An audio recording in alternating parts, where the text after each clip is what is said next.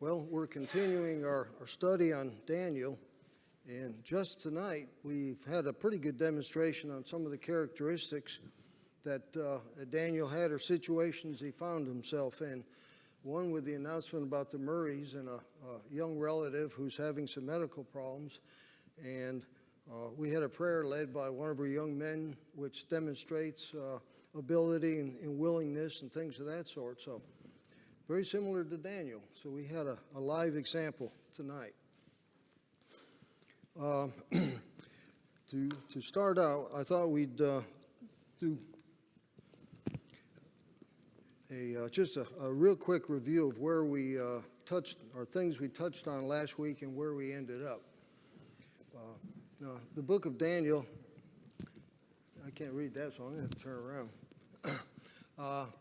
Two main purposes and intent: to convince faithful Jews that God had not forgotten them, and that they should not forget God. Very important premise. Also, to show pagan nations that the one true God is truly sovereign, and that any power they had was given them by God. Also, let's see. Well, I was right. Also, there are three great principles, as well as others: the absolute sovereignty of God, the power of prayer, and the long-range nature of the plan of redemption. So throughout the book of Daniel, these premises are carried out and explained farther. Now, where we ended up last week, one of the things I'd like to try to get across on this is, Daniel was a real person. And any opportunity we have to try to picture him as a real person, one way we do that is kind of relate to the way we think and experiences we have and situations he found himself in. We talked about the United Kingdom, the divided kingdom, the fact that Israel no longer existed because, as a tool by God, Assyria came along and totally annihilated them as far as a individual country goes. And now it's the southern kingdom, Judah and Benjamin's opportunity to face the same thing. Now, they were spared, but God spared them from the Assyrians, but now the Babylonians are knocking on the door. And I was kind of curious about, their lives were totally affected by war. It's just one battle after another, one threat after another. I wanted to relate that to the situation we found ourselves in this country. And if we look from the bombing of Pearl Harbor until today, there's really only 5 years where the United States was not involved in an armed conflict somewhere across the world. Now, most of those conflicts were somewhere else. So a lot of times we didn't really feel that, like, someone's breathing down our neck, or tomorrow could be, we could be dead or be a prisoner somewhere. But to give us somewhat of a feel of what it was like for Daniel and others, this constant threat of war, we think of the bombing of Pearl Harbor, where someone actually attacked our country, and how people who were alive at the time, or stories we've heard about that, how they felt. Also, the Cold War. Although no one really attacked us, I can remember my parents stocking the fallout shelter in the basement, food to have on hand in case we were bombed, and the air raid drills we went through in school. So that was a little more real. 9/11, that certainly was something that got very close to home. And even today, COVID, it's something that we're worried about, we think about. Where is it? Am I going to get it? So that's kind of what life was like for Daniel and his friends, and for those before them, where there was a constant threat of war. So today we're going to start into the book of Daniel. And so if we turn to Daniel, and we're going to take it somewhat sections of verses, not necessarily verse by verse. But I thought one thing that would be helpful for us to start out is if we looked at the main characters to get a feel of the situation they're in, what they're like, who they were, and things of that sort. But let's read the first 2 verses of Daniel chapter 1 together. In the 3rd year of the reign of Jehoiakim, king of Judah, Nebuchadnezzar, king of Babylon, came to Jerusalem and besieged it. And the Lord gave Jehoiakim, king of Judah, into his hands, with some of the articles of the house of God, which he carried into the land of Shinar to the house of his God. And he brought the articles into the treasure house of his God. So we see Jehoiakim, Nebuchadnezzar, and we'll soon be introduced to Daniel and his friends. So what was the situation Judah found themselves in at this time? Well, as we mentioned last week, the northern kingdom never had a good king. The southern kingdom had 11 bad kings and 8 good kings. And Jehoiakim's father was Josiah, who was a good king. You know, the old saying is, apple never falls far from the tree. It says, well, apparently sometimes it does, because he was very different from his father.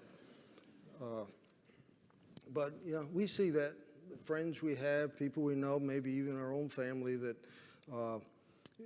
we aren't necessarily like our parents and all those kinds of relationships. But, you know, to God, Egypt must have been a terribly evil place, because time after time after time, God would say, don't have anything to do with Egypt. And naturally, people didn't pay him a whole lot of attention. And that's where Judah finds themselves, where they were paying tribute to Egypt to protect them from Babylonia. So they were, they were allies. And that really wasn't something they needed to be doing, but again, they didn't listen. And if I can read for you in Jeremiah very quickly, we can see how much God has a distaste for Egypt and how he really loves his people if they would just listen to him. Of course, a lesson for us as well. But if we go back to chapter 42 of Jeremiah, starting in verse 9, and this is, of course, Jeremiah speaking. Speaking of God, and said to them, thus says the Lord, the God of Israel, to whom you sent me to present your petition before him. If you will still remain in this land, then I will build you and not pull you down, and I will plant you and not pluck you up. For I relent concerning the disaster that I brought upon you. Do not be afraid of the king of Babylon, of whom you are afraid. Do not be afraid of him, says the Lord, for I am with you to save you and deliver you from his hand. And I will show you mercy, that he may have mercy on you and cause you to return to your own land. But if you say, we will not dwell in this land, disobeying the voice of the Lord your God, saying, no, but we will go to the land of Egypt, where we shall see no war, nor hear the sound of the trumpet, nor be hungry for bread, and there we will dwell. Well, we know how that worked out. In fact, Jeremiah eventually was taken captive by his own brethren and forced to go to Egypt. And God told Jeremiah right here, says, don't worry about it. If you obey me and go along with the Babylonians, things are going to work out. But if you go to Egypt, says it's all over. So God gave the Jews multiple times to repent, to change, but they never really took them up on that. It's also interesting to know that Jeremiah was preaching in Jerusalem when Daniel was a boy. So very possibly he met him, he heard him preach. Maybe they even had a conversation together. So that's, again, these are real life people. How about Nebuchadnezzar? A lot of times we look at some of these kings and leaders as, really some nasty people, just all out for themselves. Don't care about others, just whatever they can get for themselves. But when you look at it, Nebuchadnezzar was a pretty smart guy. He had quite a few admirable characteristics. As far as a little bit of history goes, he was alive and an adult when Syria was in control of the Babylonian area. And he helped to instigate a revolt to try to overcome Assyria. And he finally did as the leader of the Babylonian army. But even when the Babylonians were in control, there was a constant threat of uprisings. You can think Judah wasn't a perfect vassal, and there's problems inside the country and outside the country, so there's always things going on. But he wasn't a totally selfish king. He was really very interested in his community and his country, and this plays into why he treated Daniel and the others as he did. For one thing, he and his wife they had some really big building projects. They paved a lot of roads, they built bridges, irrigation canals, architecture. One thing is that they developed the brick arch, of which we see a lot of bridges and buildings and other things today that are designed or copied from that design. Also, I remember in high school it was a whole year of ancient history. Of course, when I was a student, I thought the ancient part referred to the teacher, but I don't believe that anymore. But one of the subjects was the Hanging Gardens of Babylon. You've probably heard of that and seen drawings. Now, the historians really can't find a lot of physical evidence. It probably was something that was destroyed and built upon, just like so many places in that part of the world were done. But one thing that kind of adds to maybe the proof of it, well, I'll get it right. Well, maybe the whole thing didn't get loaded. But there are 3 species of trees. I got to bring up trees. That if you look at this, okay, here we go. I'm getting some help. If you tree species, the scientists and whatnot don't use common names because everybody can use a different common name, don't know what you're talking about, so they use a scientific name, which are typically Latin. But if you look at the first one there, the first word is the genus, the second is the species. Can you read something in that second word? Tulip. Well, that's our yellow poplar or tulip poplar, or it's Liriodendron tulipifera. So a lot of times the species name will have something in it that refers to a characteristic of the tree, sometimes big leaves or small leaves or something. In this case, the leaves actually, the outline of the leaf looks something like a tulip flower. Now the second one is a Pseudotsuga menziesii, which is a Doug fir, which is out on the west coast. Big tree, real big timber tree. But the man who first identified it, his name was Mensis. So, it was named after him. That's where the men. But the third one, again, do you see a word in that species name that, of course, you recognize? The Salix babylonica. Well, that's weeping willow. And you think of the Hanging Gardens of Babylon and the shape of the weeping willow trees. And that tree is not native of this country. It came from Eastern Asia. So here are scientists who named a tree after a historical event. Even though there's no physical evidence of the Hanging Gardens, scientists and others helped to verify that such a thing did exist. So, again, it's just something else to indicate that Nebuchadnezzar was quite handy at promoting his country and building things. Also, he was real good at, he promoted, and he had people that dealt in the country are real good at math and science. Just real quickly, the Babylonians enjoyed a civilization notably advanced in many ways, and mathematics was a specialty. Some of you hate math, many of you love it. You can't hardly live in this world today without some of it. But they had solved problems using quadratic equations, used tables of reciprocals, squares, and square roots.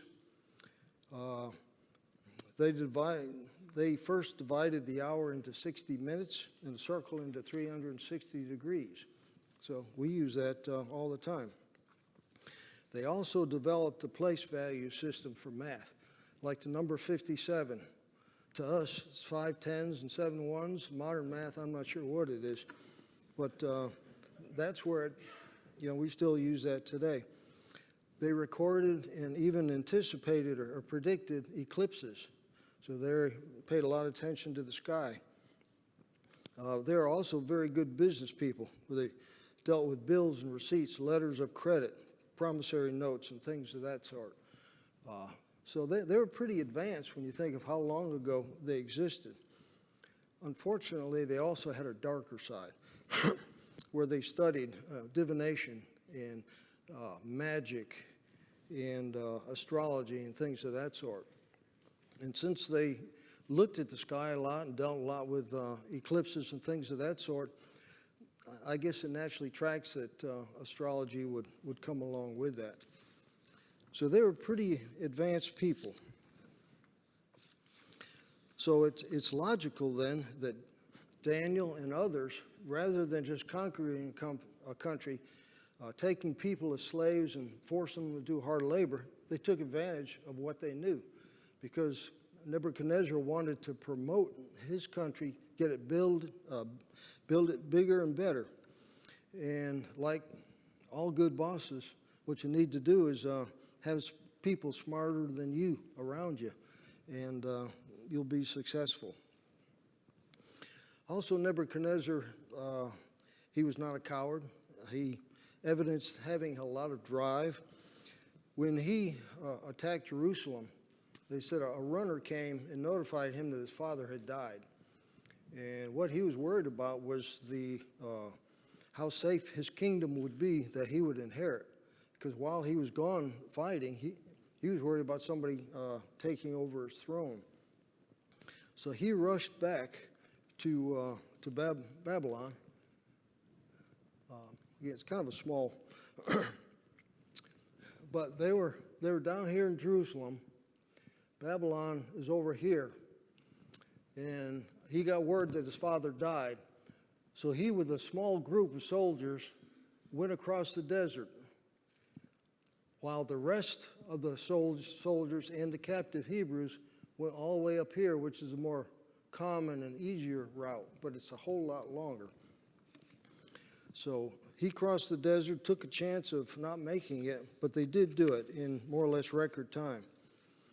Whereas the others, Daniel and the others, walked about 1,000 miles, the long way around to get to Babylon.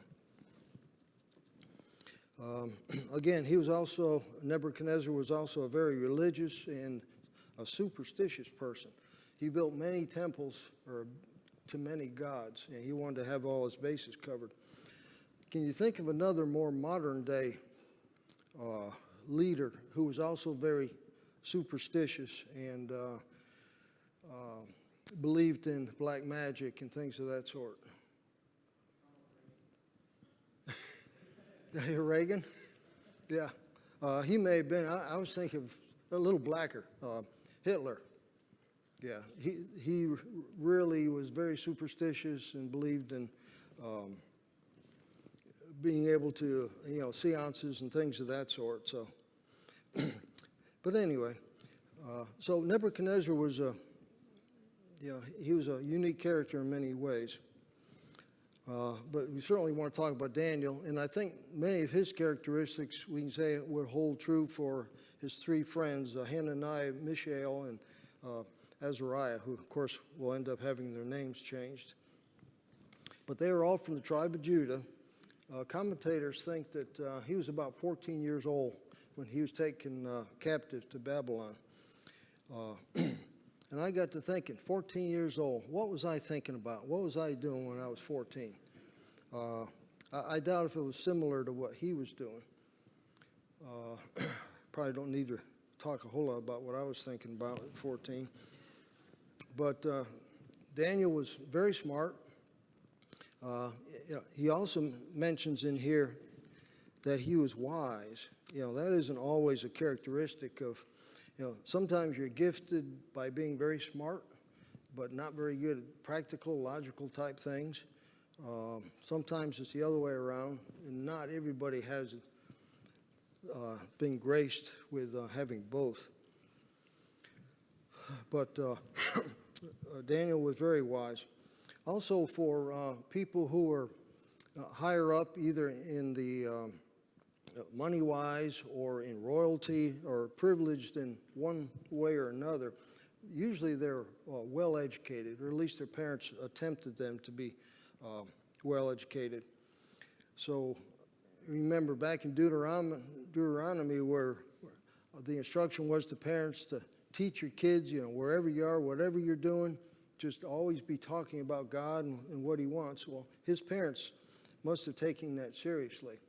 And we can see, thousands of years later that Paul, as he was talking to that Jewish mob and he was describing himself and his heritage, one of the things he said that I studied at the feet of Gamaliel. So that was something that was important to him and privileged, and it must have happened to Daniel as well. And he didn't just know Scripture, he lived it. And of course, the story bears that out. Ezekiel said he was righteous. He grouped Daniel, Ezekiel's writing groups Daniel with Jonah.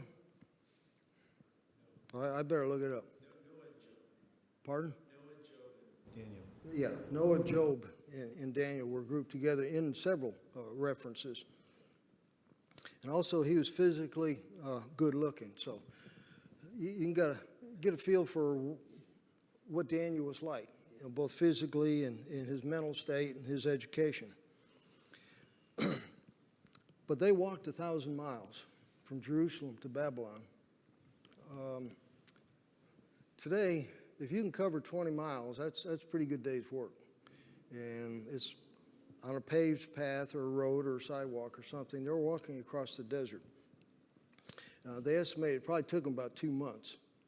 So here you are with a group of people leaving your hometown, having to walk 1,000 miles. And a whole lot of time to think. You wonder what was going through his head. One thing might be, well, what should I do? Should I try to escape? Should I try to perform some kind of sabotage somewhere? Should I cheat them out of using me as a person by just going on a hunger strike and refuse to eat, and I'll just kind of die here rather than going off to Babylon? They might have also been wondering, well, what's going to happen to us? What's life going to be like? Also, it says, I wonder if I'll ever see my family again.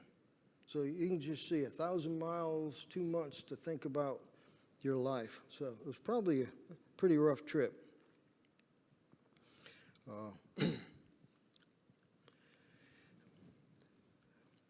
Now, also along in this caravan heading to Babylon, they carried quite a few of the articles that were in the house of God. And Nebuchadnezzar took them and put them in the places of worship of his gods. So rather than just taking them as a spoil or looting it for monetary purposes, he wanted to show that, well, my gods are stronger than the gods of Israel. See, I've got all their stuff. He says, what kind of God is that would allow me to take it? So that was a way of building himself up, at least in his own mind. Any questions or comments so far? Okay, let's read a little farther, starting in verse 3 and going down to verse 7.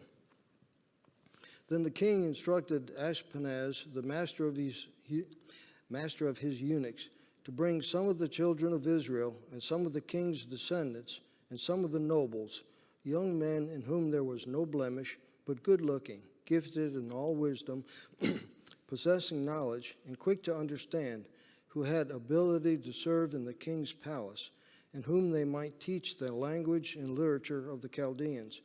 And the king appointed for them a daily provision of the king's delicacies and of the wine which he drank, and 3 years of training for them, so that at the end of that time they might serve before the king. Now from among those of the sons of Judah were Daniel, Hananiah, Mishael, and Azariah. To them the chief of the eunuchs gave names. He gave Daniel the name Belshazzar. To Hananiah, Shadrach. To Mishael, Meshach. And to Azariah, Abednego. So they recognized these candidates that were taken from Judah and carried off to Babylon. But there are certain qualifications Nebuchadnezzar was looking for. One was their heritage. How were they brought up? And I guess he went on the premise, and it makes sense that if they were either royalty or pretty well off, they would be healthier, maybe larger, stronger, knew the language better, and just had a better education. So heritage played a role as far as their qualifications go. Also, as we were reading, what they looked like.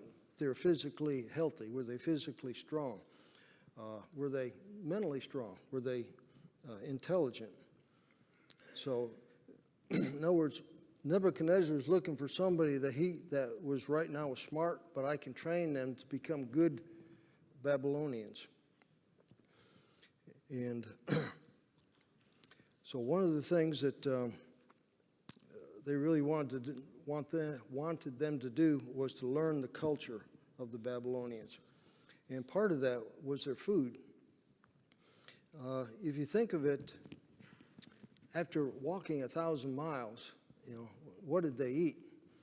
Well, probably it wasn't a big issue for Daniel, because if they left Judah, they probably collected provisions to hold them and last them for the trip. So I imagine Daniel had the opportunity to eat food that he was used to eating, and he knew where it came from. So it was no big deal. But now he's going to be exposed to the king's food, and this is really going to present a problem. If we read verses 8 through 10. But Daniel purposed in his heart that he would not defile himself with a portion of the king's delicacies, nor with the wine which he drank. Therefore he requested of the chief of the eunuchs that he might not defile himself. Now God had brought Daniel into the favor and goodwill of the chief of the eunuchs. And the chief of the eunuchs said to Daniel, I fear my lord the king, who has appointed your food and drink. For why should he see your faces looking worse than the young men who are your age? Then you would endanger my head before the king. So what was Daniel concerned about? So they'd gone on this trip and probably was able to eat food he was familiar with. And now he's in this training situation and said, well, we're going to bring you the king's food, what the king eats. And Daniel was concerned about that. There's probably three possible reasons why things bothered him. One would be, well, what kind of meat was it? Remember, for the Jews, the type of meat, the source of meat, how it was prepared, things of this sort was very important. And going back to Deuteronomy, we can read about animals that had it was some combination, whether or not they chewed the cud and had a cleft hoof. Seafood was okay as long as it had fins and scales. Didn't really want to eat birds that ate carrion, like buzzards or crows or ravens, things of that sort. So it was pretty particular as to what you could eat. But Daniel wasn't privy to where this meat came from. So it was a good chance that if I eat it, I'm going to defile myself because it's not ceremonially clean. So he was worried about that. He was also worried about, well, how is it butchered? God instructed them not to eat blood, that you were to drain the blood out of meat before you consumed it. And he said, I got no way of knowing whether or not it was done properly. Also, had it been offered to idols? There's a lot of gods that in that land. So there's three ways he could have been defiled if he ate that food. So he said, I'm not going to do it. But it's really fortunate where it says that now God had brought Daniel into the favor and goodwill of the chief of the eunuchs. Well, you figure, okay, they've been eating their food on their 1,000-mile trip. All of a sudden they're eating the offered the king's food, and Daniel says, I don't want to take that.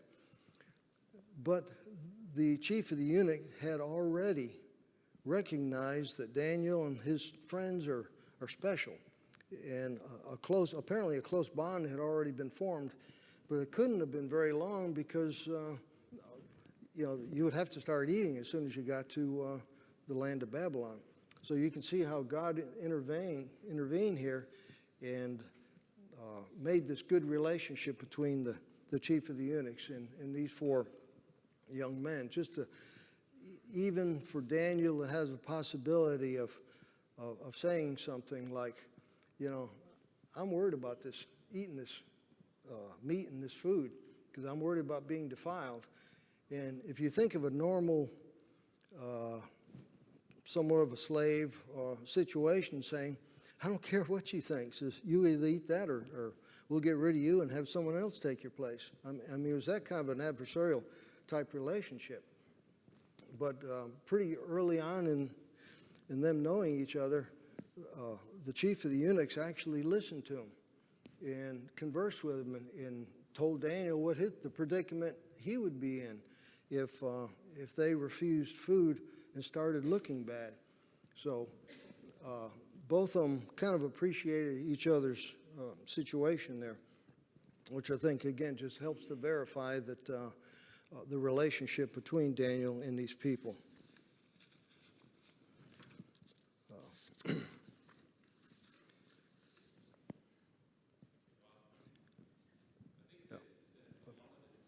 God is working through this, right? And so, that relationship there you're saying is facilitated by God, and He's providing them with the opportunities that they need to succeed and to be what they needed to be.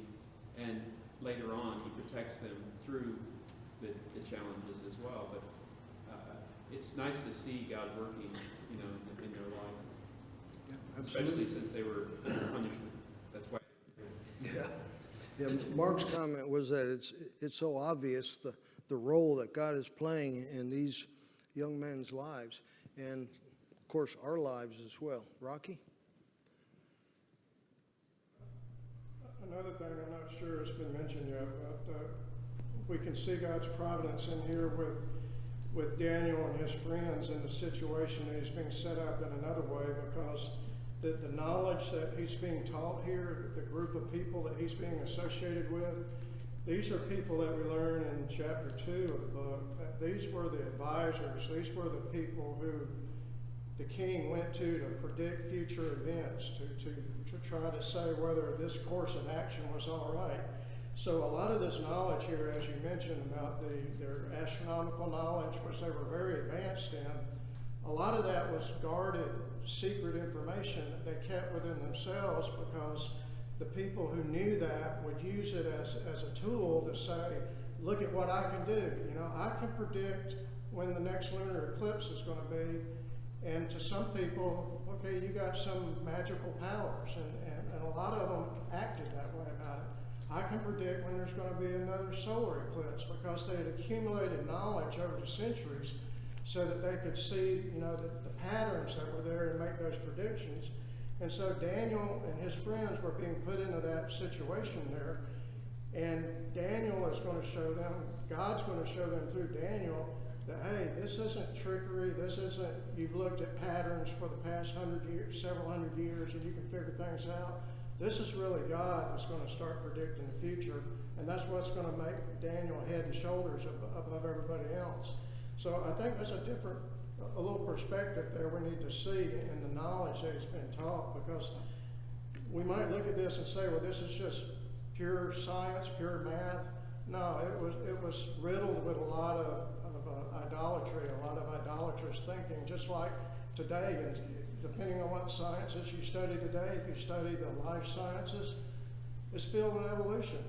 There's truth in it, but there's a lot of garbage in it too.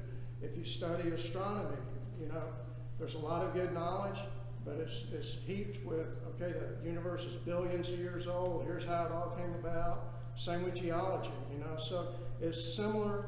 Maybe it was worse then, maybe it's worse now, I don't know, but it's similar situations today where there's pagan ideas that are mixed in with true knowledge. Okay. I like also the route you're taking and talking about Daniel and his youth and what he thought about when they were traveling those thousands of miles. Because we tend to forget later on in Daniel when that statue was built and they wanted the people to bow down to the statue. Daniel wouldn't do it. And he turned to Jerusalem. He prayed 3 times a day, as was his habit. So he's 14 years old now. And you think he just started to pray when he was an adult? He's probably praying all the way across there. He's probably praying, Lord, give me good favor with this man. Lord, help me to say the right words. So prayer is so important. So he's praying all the way over there. And God is evidently answering his prayers and giving him good favor to a total stranger.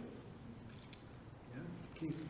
Hopefully you can hear Keith and Rocky talking about, hadn't thought about that yet, but if you're going to walk 1,000 miles, your mind has to be somewhere, and what better place could it be other than prayer and that relationship with God. I've thought a lot about why is it that God communicated through visions and dreams so much in the book of Daniel, really to set up, the kingdom. And I've thought a lot about it, but I think what Rocky said, there's a lot to that, because he's talking about the divination and stuff. So there's all these diviners and magicians, etc. But if you go back to Deuteronomy, before the Israelites go into the Canaan and Promised Land, God tells them, don't let any diviners, fortune tellers, magicians, any of that be among you, because that's an abomination to the Lord. And it was so much so that Saul, that was kind of like one of the final nails in the coffin for Saul, because he did that with Samuel, if you remember. And then when they were conquered, the Israelites, and specifically Judah, they were starting to perform those abominations of the surrounding nations. And so here, God uses Nebuchadnezzar to punish the wickedness of the Jews and take them off into captivity. And then they're surrounded, Daniel and his friends are surrounded by it. And I think as the book unfolds, it shows God's power over all of that. And how his divine plan is above all that. It's above man's wisdom and man's superstitions. And God is sovereign, just like you said, at the beginning with the purpose of the book. I think there's a lot there of why Daniel communicates so much in visions and apocalyptic language. Right. We'll certainly get into a lot of that later in the book. In some ways, these visions, scientific discoveries and explanations on things, it isn't really fake, but what it is, rather than relying on God and what he has taught us or told us, you're trying to come up with something on your own based on some evidence or experiment or education that you have. And a lot of times it's totally off, just like the astrologers trying to predict things according to where stars are located. So, well, God made all that. So, why pay so much attention to what God created rather than God himself? And people can get tripped up on that. And due today, Rocky kind of hinted at a question I was going to ask. It's not so much now, it's more of our young people. Maybe we experienced it in the past. But with things you're being taught about evolution and whatnot, how can you study things like that, take tests and do good on it, and yet that's totally against what we believe in? And that's what these guys are being forced to do. I mean, they were being educated in the Chaldean way. I know they had to take tests, and they had to pass tests, and they had to remember and know about all this astrology. Well, how do you do that and then not, believe it? How do you go through that? And the only way I can think about it is it's purely an intellectual exercise. Like we used to say, used to call, like evolution was a theory, which means that somebody put this together, but it's unproven, and that's what a theory is. So yeah, I can regurgitate all these details and I can memorize them and tell you the stuff, but I don't believe any of it. And you could pass the tests and stand in front of Nebuchadnezzar and, you're a great person. He says, well, thanks for thinking so, but I don't know how else you get around that. In our young people today, when they're bombarded with that, but they know God's truth, that you almost have to have a divide. It's one's purely intellectual, memorizing, but not believing. And otherwise, I don't know how they ever survive that.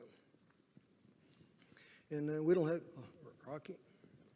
There's another side of that too, and I know it's a little aside from this lesson, but because the Chaldeans and the astrologers and so forth were held in such high regard, for being able to predict the future and things like that, you could look at that as analogous to a lot of people today who claim, I got some science pedigree, and they argue for things that are contrary to what the Bible says. And people, if they're not careful, they will listen to that and discount what the Bible says because they offer what appears to them to be an good intellectual rationale for why, we've had it wrong all these years, when really they're wrong. The Bible's always been right. Biblical explanations, although they may be simple a lot of times, they're still nonetheless true. So we have to be very careful about that. That's not to say everybody has a science degree or everybody's in science is teaching things that are wrong, but a lot of them do. And because we see the effects of that in the real world where we have a lot of advancements and things like that, that gives them credibility, but it should never give them credibility to argue against what the Bible says. And sometimes people don't stop there and they go on and start believing things that's just not true. And we have to be careful about that, or we'll be following the astrologers and the Chaldeans today and not realize it. Well, in most cases, science doesn't have the complete story. But if it did, it would validate God if you knew all the pieces. Unfortunately, we just have a piece of the puzzle, and people go off in this direction when they should have been going this way. And it's just, we only have a few more minutes tonight. And of course, the rest of the story, I know y'all are familiar with it, where Daniel went to it wasn't the steward, but it was let's see the term, it wasn't the chief of the eunuchs, but it was the steward, and asked him, he says, we don't want to eat that to defile it. How about if you let us eat vegetables and water for 10 days, and then you can look at us and check us out and see how we compare to others who had continued to eat the king's food. And I guess the steward said, well, 10 days, that's not that long. If they do look bad, then I'll have enough time to get them fattened up again afterwards. So that's not really going to put me in a whole lot of jeopardy. He says, okay, let's go along and try it. And some here, I think, have actually been over there in that area. But one of the things that Nebuchadnezzar did was to dig a lot of irrigation canals. So as Daniel and the others were going down towards Babylon, no doubt they went by all kinds of gardens that they saw, vegetable gardens. So he probably knew that, there's good food here that I can eat. So it's not like, says, well, I don't know what they're going to give me or where I'm going to get food. So he saw that. So it was logical from his point of view as well. So we know how the challenges were. They went 10 days and they were even fatter than the rest of them. Of course, fatter isn't like this. They were good complexions, hadn't lost weight. They're growing and all those kinds of things. So it was proof that that following God's will and not defiling themselves was not, they weren't jeopardizing their health or anything else, and that was obvious. Now, one thing we might pick up on it again next week, I noticed that Daniel never, or it doesn't mention here that Daniel ever went to God and said, help me out. If I make this change, please make it so that I don't look like I'm starving to death after 10 days. There's no doubt that Daniel was in constant prayer. That was just the way he was. But it never mentions that anywhere, that he specifically made that request to God. So sometimes in our life, or all the time in our lives, if we're supposed to be praying without ceasing, then it doesn't have to be a formal, take 5 type of a prayer. It can be anything that's part of our lives as we're doing anything. And I guess that's what was happening here. But another thing I thought was interesting, and we've all seen it either with our own kids or just within our congregation. Daniel was about 14. They went through this training period for about 3 years. Look at how different those boys would have been. A whole lot taller, heavier.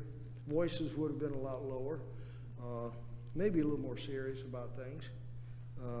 But again, we've seen that in our own congregation and our families, how much young people can change. But 3 years. So they went through a lot of physical as well as intellectual changes. Let's see. And then, we don't have time to read it, but we know the story where after that 3-year period, all these young men were interviewed by Nebuchadnezzar himself. And he was really impressed with these 4. And I think one thing that's really important is that